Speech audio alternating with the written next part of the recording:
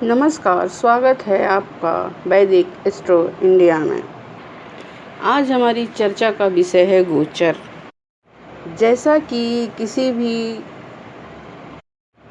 भी कुंडली चार्ट में ग्रह की स्थिति को देखते हुए गोचर को फलित करना बहुत मुश्किल होता है, क्योंकि सभी ग्रह चलायमान होते हैं और अपनी गति अनुसार एक राशि से दूसरी राशि में भ्रमण करते हैं।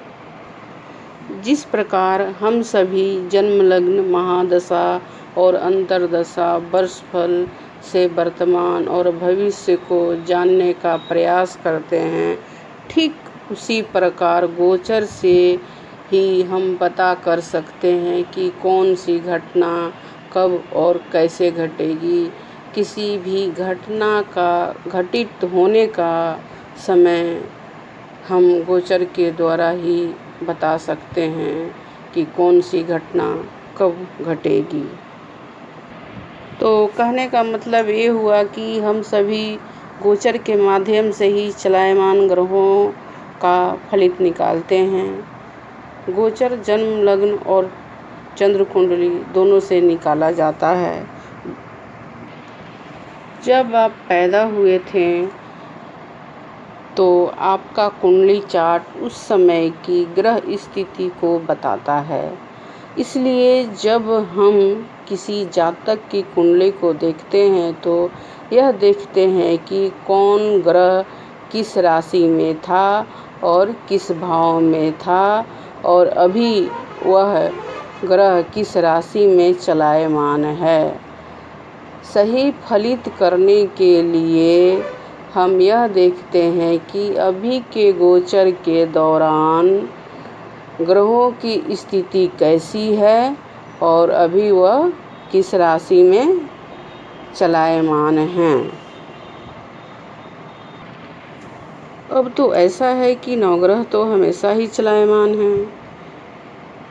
कभी बुध ऊंच के तो मंगल नीच, कभी गुरु ऊंच के तो सूर्य देव नीच, कभी शनि ऊंच तो कभी गुरु नीच।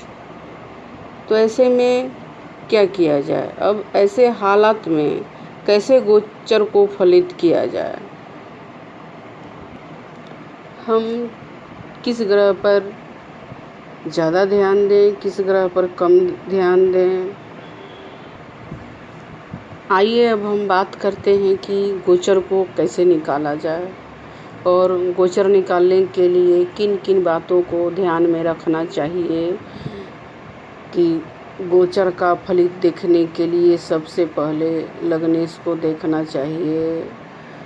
किसी घटना के घटित होने में महादशा, अंतर्दशा और गोचर का महत्वपूर्ण भूमिका होता है। इन तीनों के आधार पर ही हम अनुमान लगा सकते हैं कि घटना कब घटेगी।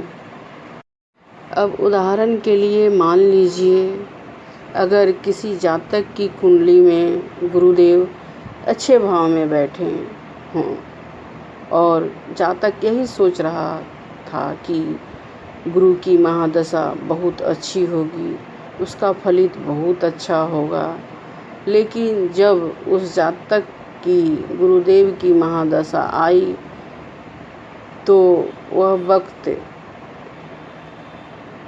बहुत ही परेशानी भरा गुजरा उस जातक का। उस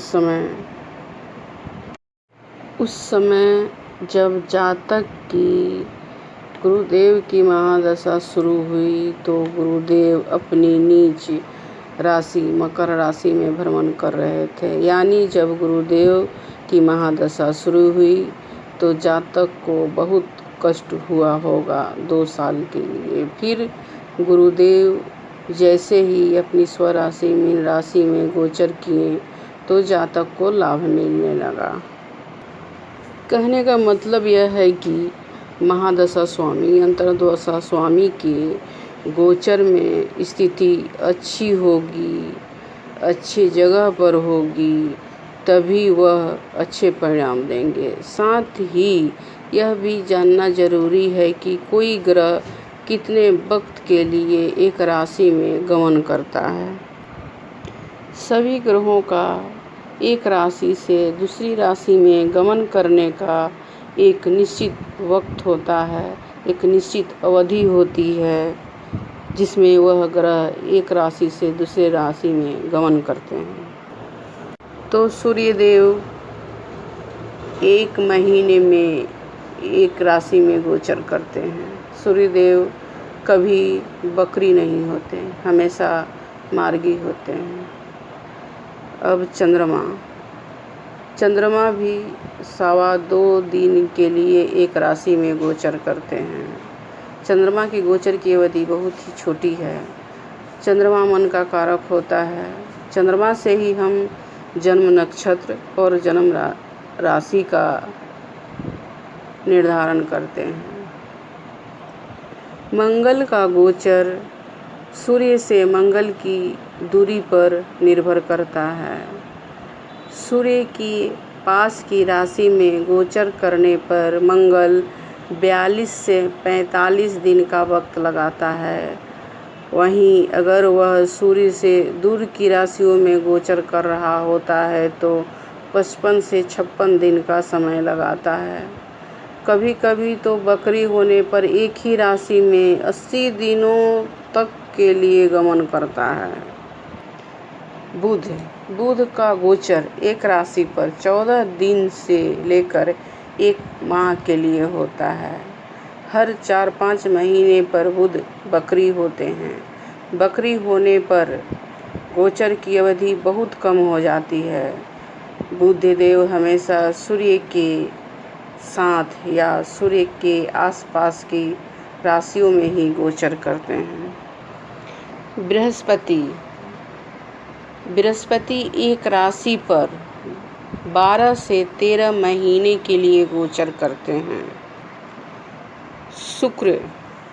शुक्र एक राशि में 24 से 40 दिनों के लिए गोचर करते हैं। ये हमेशा सूर्य के आसपास की राशियों पर ही गमन करते हैं। कभी कभी ये 2 राशि आगे या 2 राशि पीछे रहते हैं, पर सूर्य के आसपास ही रहते हैं। शनिदेव एक राशि में 2.5 वर्ष के लिए गोचर करते हैं। शनिदेव की गोचर की अवधि बहुत ही लंबी है। राहु केतु का गोचर काल 1.5 वर्ष का होता है। इस प्रकार सटीक गोचर फलित करने के लिए लग्नेश, महादशा, अंतर्दशा और सभी ग्रहों की गोचर की स्थिति को देखने पर ही हम वर्तमान में होने वाली घटनाओं का सही आकलन कर सकते हैं और सही फलित कर सकते हैं, और ये हम बता सकते हैं कि कौन सी घटना कब घटेगी, किस समय में घटेगी। अगर यह वीडियो आपको पसंद आया हो तो इसे लाइक और शेयर करें। मेरे इस चैनल को सब्सक्राइब करें। धन्यवाद।